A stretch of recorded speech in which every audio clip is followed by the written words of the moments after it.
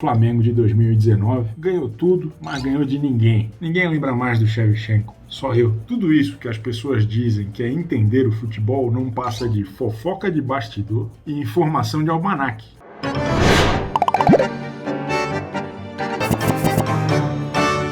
O maior time que eu vi jogar na minha vida, sem qualquer sombra de dúvida, foi o glorioso Avaí de 1998, que ganhou pura e simplesmente o maior título da história do futebol catarinense, o mais relevante, simplesmente o Campeonato Brasileiro da Série C.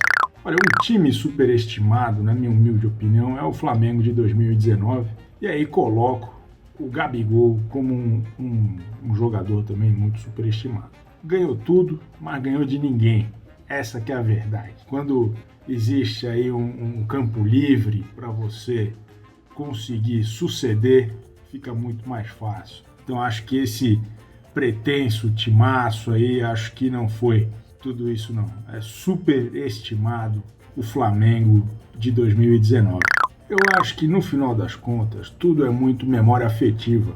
Não tem, futebol não é tão bom assim. Futebol, nenhum time encanta tanto assim. Subestimado mesmo é o Vitor Belfort, que deu o sangue pela pátria, encantou 3 gerações, no mínimo, de entusiastas do MMA e hoje, até hoje, sofre com muita piada, com muita galhardia que as pessoas fazem a respeito dele. Subestimado é o Vitor Belfort. Futebol é todo mundo superestimado, na minha humilde opinião. Olha, o jogo que mais me irritou na vida foi aquele Fla-Flu que o Flamengo tava com tudo resolvido e aí o Renato Gaúcho fez um gol de barriga. Aquilo me marcou muito, porque na época eu era flamenguista, todo jovem tem sua fase, é uma fase difícil, confesso. Meu tio era tricolor e o que eu sofri aquele dia, aquilo me irritou demais, porque a galera me sacaneou muito. Ser flamenguista era difícil em 1995, não era fácil não, era aquele timaço lá, Romário, Edmundo, Sávio,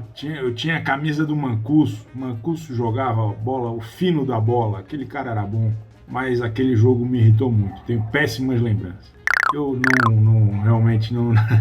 Eu não consigo pensar em nada mais besta do que chorar por causa de futebol. Assim, acho que é um negócio tão bobo quanto torcer por participante de reality show. Acho que quando é criancinha que gosta muito de futebol, a criança se emociona com qualquer besteira. Agora, homem feito, homem barbado, eu acho que é falta de terapia, acho que é alguma coisa aí mais grave.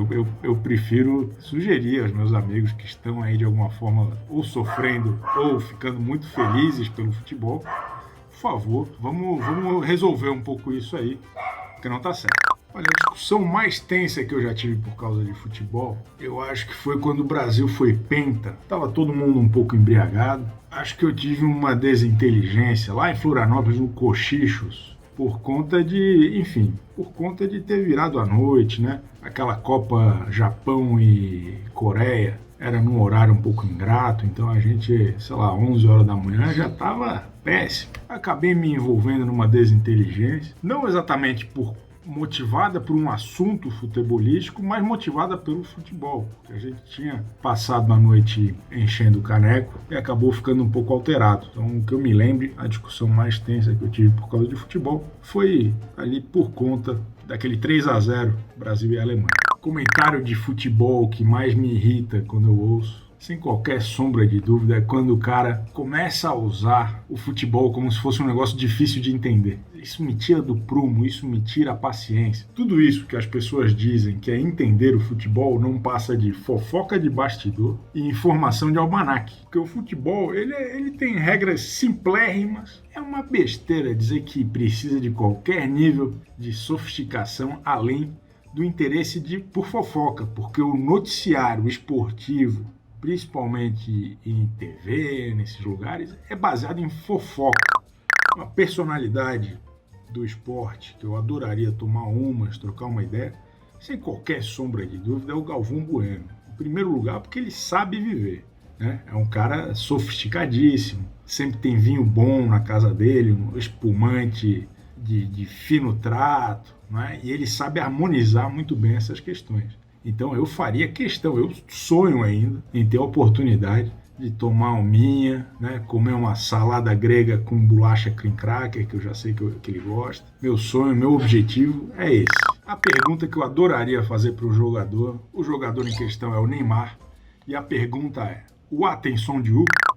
Tem um momento no esporte que eu não estive, mas gostaria de ter visto em loco? Absolutamente nenhuma. Assim, eu acho que uma das melhores invenções da humanidade para quem gosta de acompanhar esporte foi a televisão, o sofá, o ar-condicionado. Eu acho essa história de ir para estádio uma besteira, uma perda de tempo, de energia.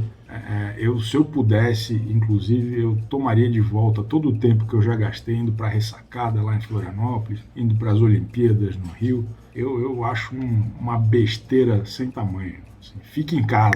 No debate com os jovens entusiastas aí do esporte, acho que a coisa que mais me incomoda é justamente a falta de boas referências, né? Hoje em dia você fala do Shevchenko, ninguém lembra mais do Shevchenko, só eu.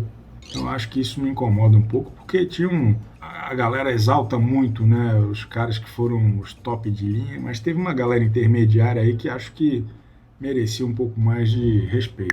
Vamos lá, goleiro, eu gostava muito do Tafarel, defensor, quem que eu gostava? Do Ronaldão, meia, o Mancuso era meia ou era defesa? Não lembro mais.